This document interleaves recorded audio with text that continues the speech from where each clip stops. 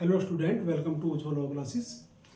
आज मैं आपको प्रत्यास्थापना का सिद्धांत बताऊंगा, जिसके अंतर्गत जो है यदि कोई अव्यक्त व्यक्ति अपनी अव्यक्तता की को छुपाकर अपने को व्यक्त बताकर, कपटपूर्ण रूप से अपने को व्यक्त बताकर या झूठ बोलकर जो है कोई माल या संपत्ति इस प्रकार से प्राप्त करता है या धन प्राप्त करता है, क्या ऐसी माल संपत्ति या धन उससे वापस लिया जा सकता है या नहीं लिया जा सकता, उसके बारे में रेस्टिट्यूशन का सिद्धांत बताया गया है।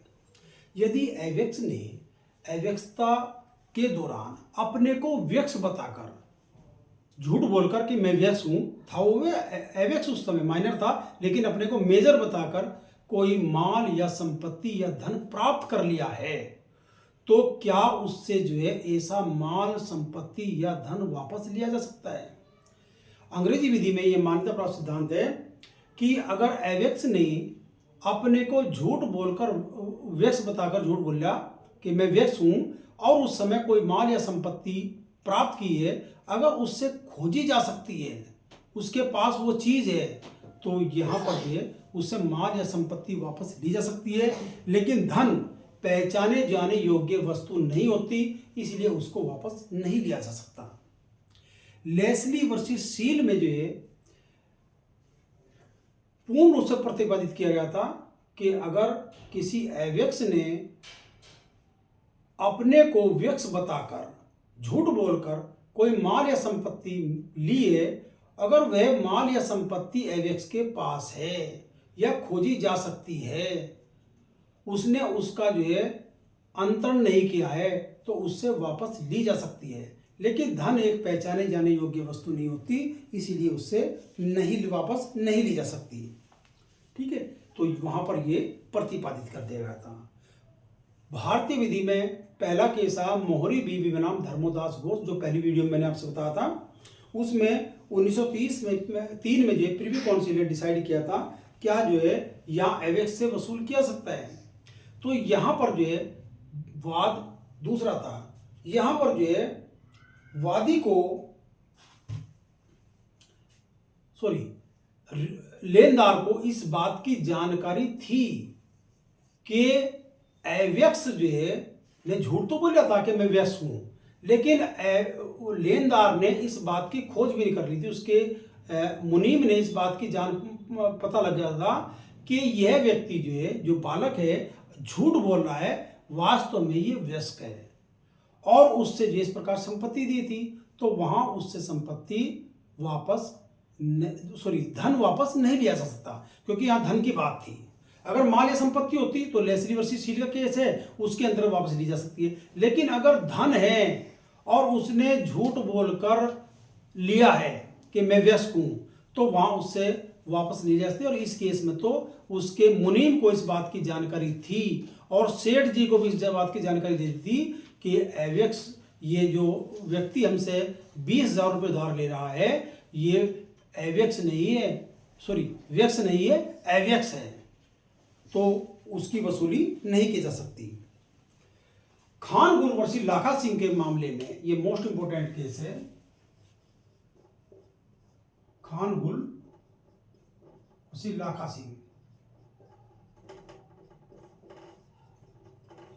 ये लाहौर उच्च न्यायालय केस है।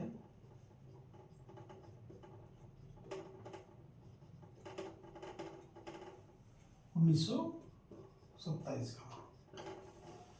इस केस में लाहौर उच्च न्यायालय ने कहा कि एक अव्यक्त कपटपूर्ण रूप से या झूठ बोलकर अपने को व्यक्त बताता है और धन या संपत्ति जो है दूसरे व्यक्ति से प्राप्त करता है, और फिर कहता है तो मैं तो अव्यक्त था उस समय, मुझसे कुछ भी नहीं वसूला जा सकता। तो ये तो दूसरे पक्षकार के साथ अन्याय हुआ। तो यहां पर भी लाहौर उच्च न्यायालय ने कहा कि चाहे व्यक्ति के पास धन हो या संपत्ति हो, जो उसने झूठ बोलकर कपटपूर्ण रूप से प्राप्त की है, तो उससे दोनों चीजें वापस ली जाती हैं, माल या संपत्ति भी और धन भी वापस लिया जा सकता है। ये बात जो है इस केस में कही थी।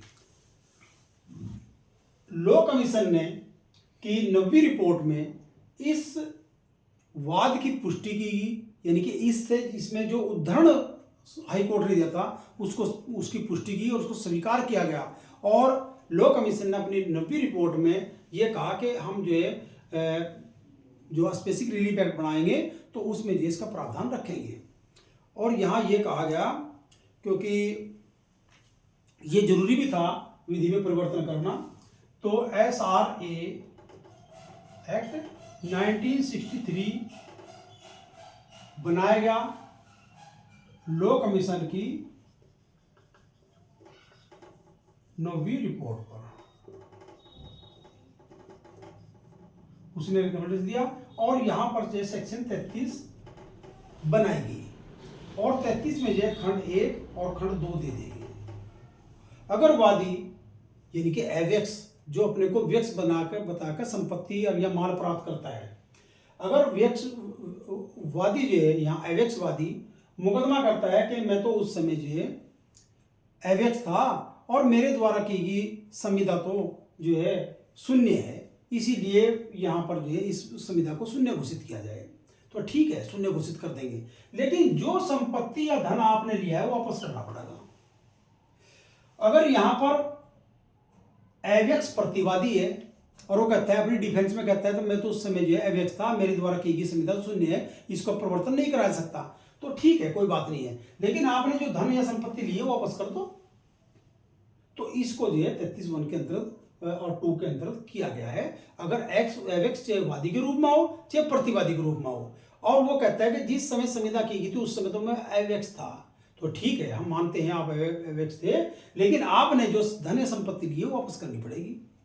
तो धारा 33 में खानगुल वर्सेस लाखा सिंह में जो डिसीजन दिया गया था उसको ही एक्सेप्ट किया और अपने 9वीं रिपोर्ट में रिकमेंडेशन किया कि जो SRA 1963 बनी थी उसके अकॉर्डिंग ही ऐसा प्रावधान बनना चाहिए खानगुल वाले का।